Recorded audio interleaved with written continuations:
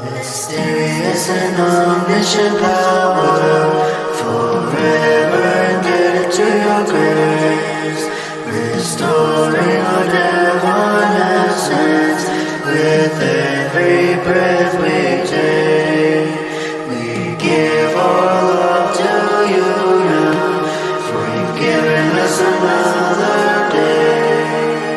Standing in your glory, feel the darkness fade away.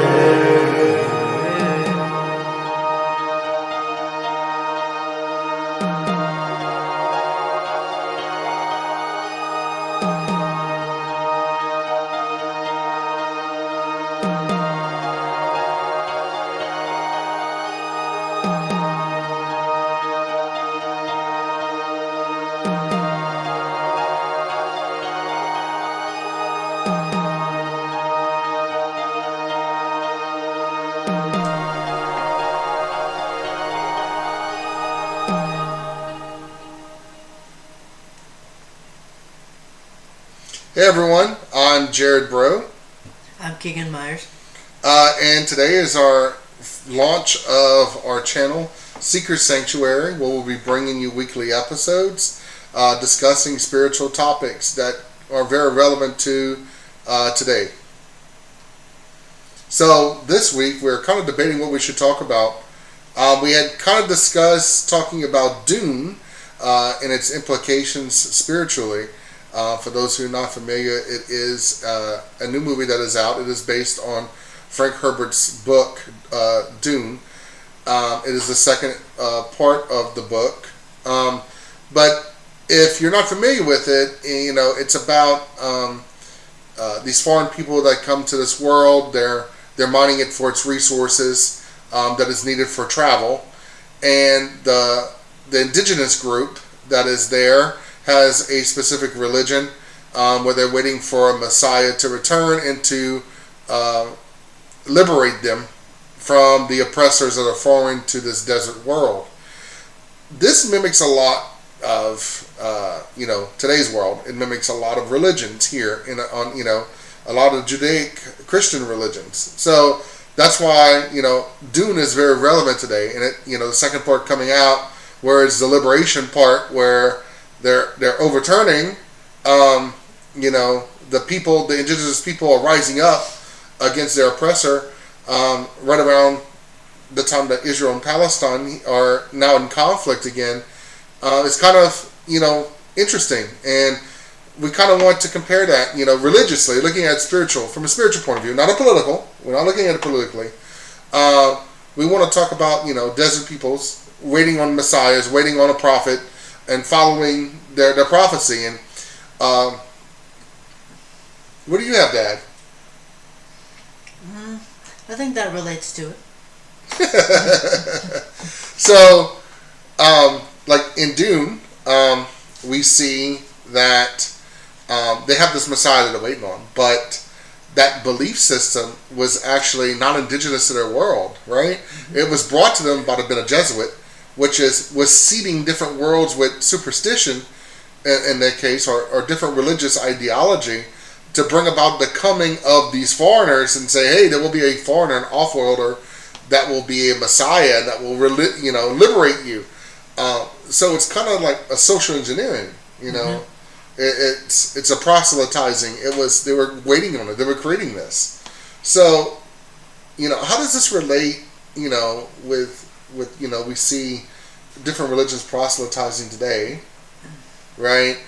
Some don't. Some religions don't, and including some of the Judeo-Christian religions. Judaism really doesn't proselytize at all. Christianity does. Islam does. But Judaism isn't. There's only 9 to 15 million followers, they believe. Some people consider it an ethnic-centric religion. Very few converts from outside into the religion. Most Jews in the world today live in Israel. There's a few million scattered throughout the planet, but not many, right? But this Dune, it's if we're comparing who is who, in this case, Because are they, what we consider Israel like the Fremen, the people that are indigenous there? The ones waiting for their Messiah. The ones waiting for their Messiah? Well, who are the foreigners in that case? Obviously, it would be them, because probably Israel has something to do with Dune, the movie, I'm sure. Well, I mean, this movie was also put into production several years ago, like 6 years ago. You're talking about a major Hollywood production. This is the second part. The first part came out during COVID. It was supposed to come out before that. It's been, keeps getting pushed back and things like that. So this was long before the current conflict, So it's just kind of a coincidence that it's out now, or is it a coincidence? That could actually be our next topic.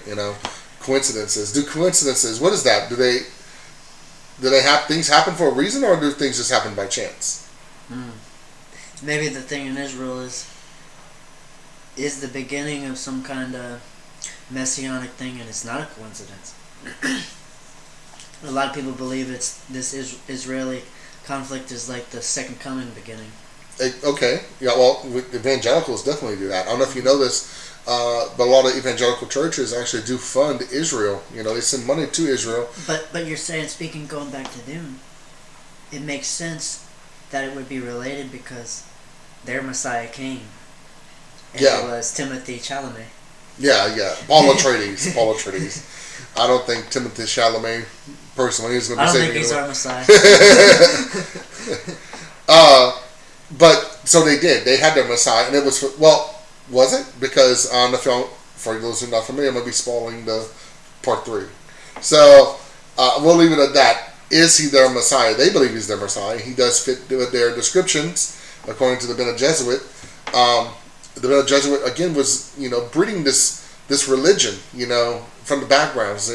They're kind of socially orchestrating a lot of things in the shadows. And a lot of people believe that here in the world, right? That there's people using religion to guide politics from the background. Yeah, it could just be set up to keep royal family bloodlines in power. Because, if you think about how old they are, if they've been following that long, if certain religions still control institutions, then it's probably bloodlines that's been following it and controlling the rules of it. Yeah, that's very true. You got House Atreides, which they're trying to wipe out, right, in the movie. And ironically, in the attempt to wipe them out, they actually become stronger. He takes on the role as emperor. That could happen here too, in the Israeli-Palestinian conflict, where. But they're definitely the good guys on the Dune movie. Are they the good guys? Yeah. Are they in real life? But in the movie, is the Atreides family actually the good guys? But if that represents Israel, then we've always, along through our history, have always sympathized with Israel because of the Holocaust, but a lot of people have begun to question their actions with Palestine, so we're interested to know in the comments too what you guys think about that, because it's up for grabs now. We've always sympathized with Israel, but now it seems like it may be starting to change, so that's a very interesting subject. Yeah, that's more of a political subject, but in the end it is, because there is question of genocide there that people have brought up. But again, who's the genocidal side? Yeah. And who is the oppressor? Who is the real power holder? That's what makes the Middle East conflict so intense and so debatable, is because, who's the oppressor in the end? Is it the Israel who has dominant control of Israeli-Palestine area, or is it the Muslim countries, the 22 Muslim Arab countries that outnumber the Israelis? Millions, by the millions, There's more than 500 million Arab Muslims. That might be why they need our support so bad.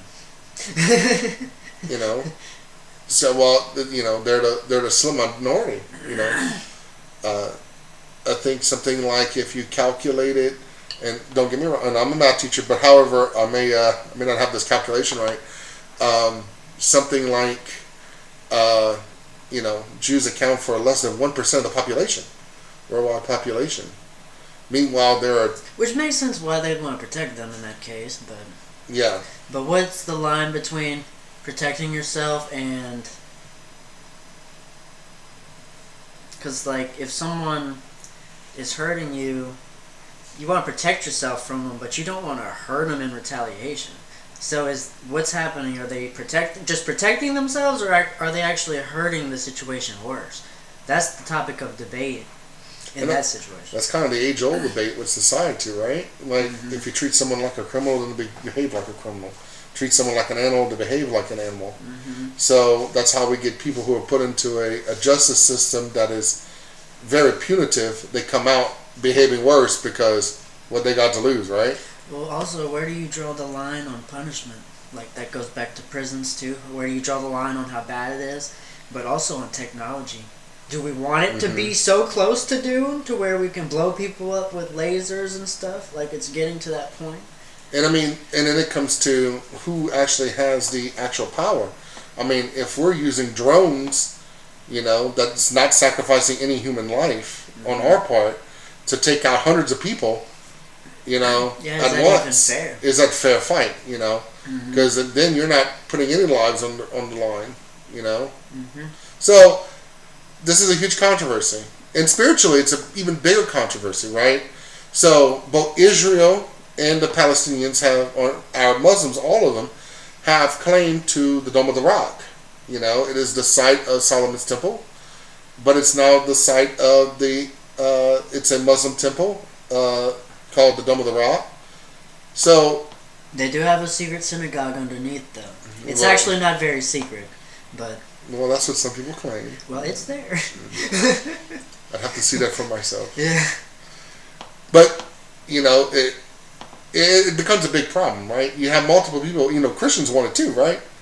Christians want that area too, because Jesus prayed on preached on them steps, and also foretold in I think it's Revelations that, when the second coming, is when the third temple gets built, and so, there's a lot of fringe Christian groups that want to bring about the apocalypse, and are actually going to fund a war, to make sure that there's a mass war that may bring us into another third world war. Because that's what they want. They want the second coming. Yeah, but it's almost like there's the perspective that they might not be looking at all sides, because do they really want the second coming? Because that means the world ends and then tribulation would begin and things like that. But, maybe so. But maybe they want to be like, quote unquote, raptured or whatever. Maybe so. I'm going to kind of give a spoiler here, so kind of an alert. If you're not familiar with the books on Dune, Paul Atreides ends up not being the one that really fulfills the Messiah, right? He, at some point he goes blind and then leaves, and then his son takes over, and his son becomes the emperor, the God emperor, because he morphs himself into one of these worms and lives for thousands of years, and the planet is turned into a paradise, and because it's turned into a tropical paradise, the worms can no longer thrive. The worms that create the spice. So things change rapidly, and was that a blessing or was it not? And then again, further and further in the books, and then again, his son, Frank Herbert's son, starts writing in his own versions later after his father died. So we start seeing an expanded universe that kind of gives us warning about AI and all these things that are coming about today. We have AI, which is great with, and as an assistant and helping us, but it's definitely not something we need to rely on. So we can get into that too. If AI, once it becomes something we interact with, does it have a spiritual presence? Well, what is life? The way that I look at that is, if everything comes from the earth, then everything is organic, obviously. So if you create something out of organic materials, whether it be a computer program or not, is there not some element of life to it? So you're saying that an AI that we've programmed, we could have created life? Yeah, because who's to say that science really knows what is living or not yet? That is true. So, but what is consciousness at that point? Yeah. What is AI conscious? If there's a supercomputer. You mean the program itself would be conscious? That's a little different topic.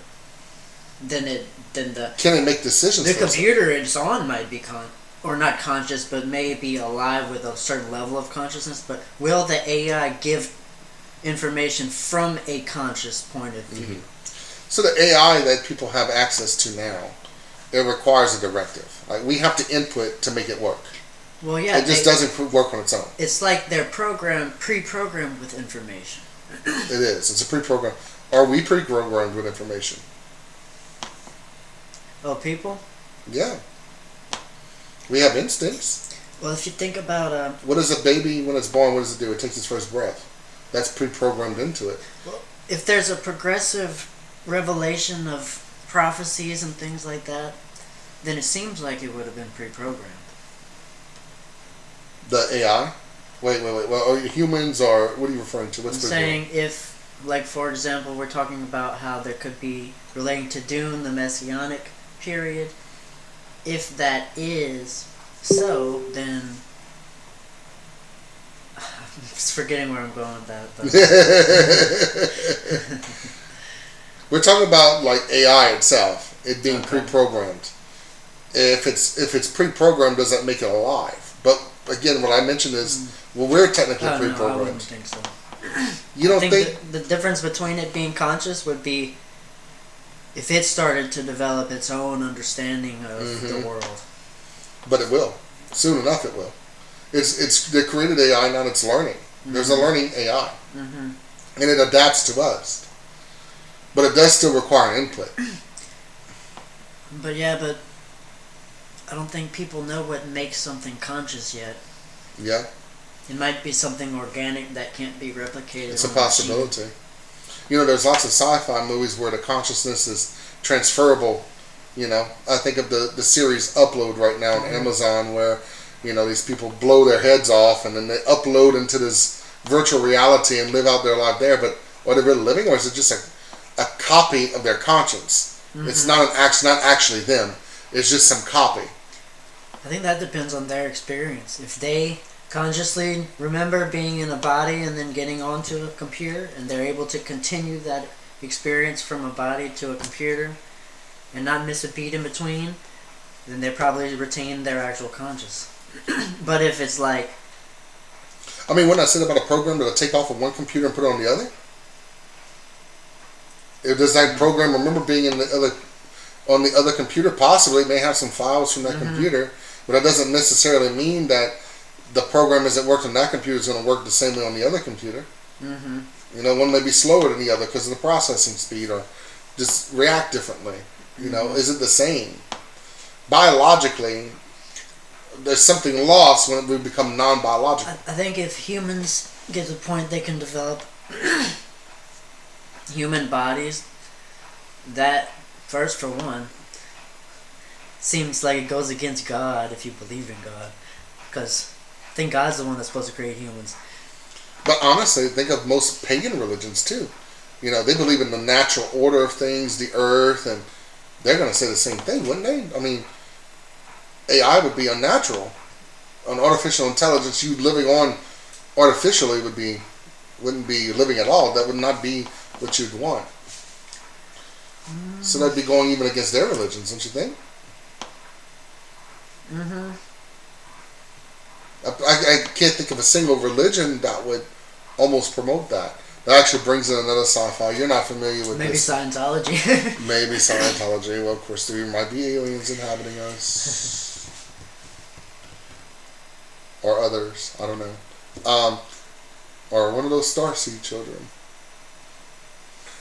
And I lost my train of thought. Oh, I was going to mention, so there is a series, if you're not familiar with Battlestar Galactica. It had a prequel series that came out called Caprica. In there's a cult that's building up among humans. So, backtrack for a second. These people are all pagan still, right? They follow the 12 Olympian gods and so forth and so on, right? So, they live polyamorously. They're very unique. It's a very unique culture, like different from our sci-fi culture, right? But so in the series, they have this cult that's monotheistic that's coming up, right? And they believe in the one God power, and then they create an AI, right? And then they also want to create a virtual world that becomes their paradise, and they believe in uploading themselves to this virtual world, right? After they die, and it actually becomes their consciousness of these people. Flash forward 40 years, becomes the basis for this like revolution of the robots, because they were once people, right? They are inhabiting these robotic bodies at this point and living in this virtual reality. They're now leading a revolution against the pagan society, wanting to take over and eliminate organic life in the universe. So it becomes very unique, and it's very similar. Like, could that possibly happen too? Like, what if people start living in computers and start thinking, well, this is what we should be? Maybe we're way off here. All of that type of stuff just seems like it goes against organic nature. It doesn't seem natural. Seems like if I'm leaning more towards prophecy type of belief, and I feel like if humans ever got that far, some type of higher power would have to intervene, because that would pretty much bring about the end of the world. So maybe we'd have another like Tower of Babel incident. Yeah, exactly. Yep. It's confused, taken aback. Also, I mean, we have seen time and time again in civilization where humans advance to a specific point, and then something holds us back. We take a step back a few years, if not a couple of decades or centuries. We progress, and then knock us down. Think of the Roman Empire, right? Progress to the 400s, and all of a sudden, as great as it was, it gets wiped off the planet, and then we get the Dark Ages. Well, that brings about the question: is there a limit to how high you can go before you peak and reach the bottom? And there's typically cycles, right? Because it seems like we peak, but we don't go all the way back. So right? it might be cycles, and like you start here, you rise up, you go, and then you peak, and then you start falling again. But you never fall as far as you were before. Well, no, it doesn't seem like it. There's always, you do maintain some advancement. That also leads, where there's civilizations beforehand that has happened, where they've peaked and then were wiped out, either natural phenomenon or who knows. Stories of Atlantis, the Epic of Gilgamesh, Noah's Ark, those are all very similar, right? Where you have a people that gets completely wiped out, either from some kind of flood, some catastrophe, and then this advanced civilization is now gone, and people having to start over again. The Mayans have the same thing. The Inca, all across the world, has stories of civilizations that have risen and fallen repeatedly. So, do these actually happen, or these? In some cases, are they actually glimpses of the future? What? Like the stories that we hear of advanced civilizations falling and we having to start over again. Whether we can prove it's happened or not, in some cases it has, but in some cases we can't prove that it happened for them or not. But maybe it's glimpses of the future. What you're saying is that humans will advance to a point and then we get knocked back down and we got to do it again.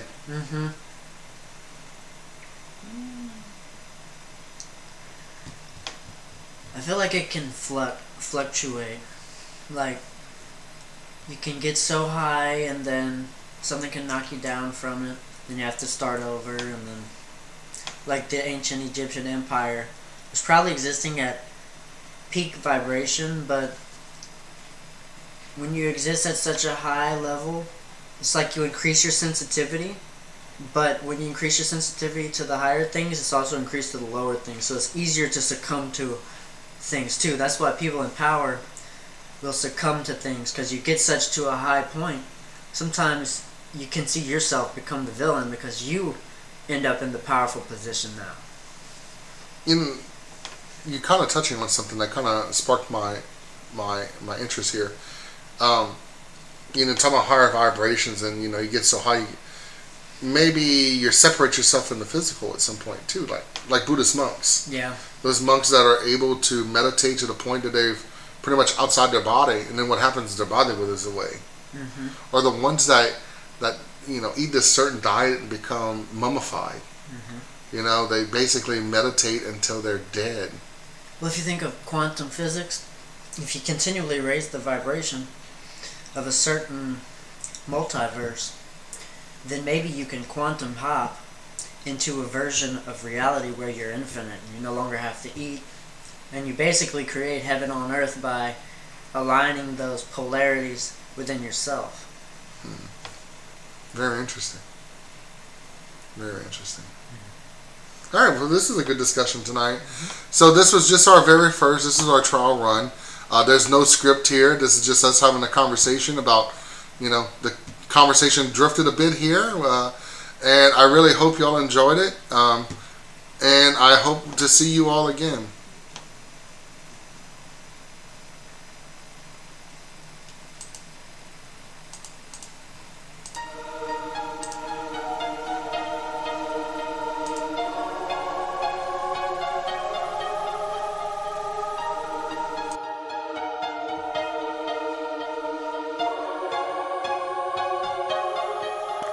Mysterious and omniscient power, forever indebted to your grace, restoring our divine essence with every breath we